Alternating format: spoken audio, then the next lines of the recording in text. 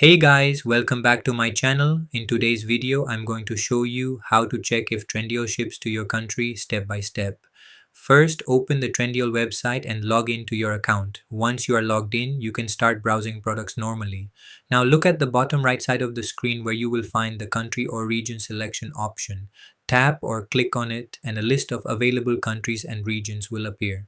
This is the most important step because Trendyol shows shipping availability based on selected country settings. From this list, check if your country is available. If you see your country listed, it means Trendyol supports shipping to your location. Simply select your country and the website will refresh with products, prices, and delivery options available for you. If your country is not listed, then Trendyol may not currently support direct shipping to your region. In that case, you may see limited access to products or no delivery options at checkout. Another way to confirm is by selecting a product and going to checkout. Enter your delivery address and the system will automatically tell you whether shipping is available or not. So overall, checking if Trendyol ships to your country is very simple.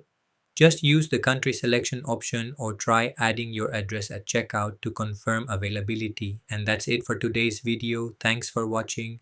If this video helped you, don't forget to like, share and subscribe to the channel for more helpful step-by-step guides.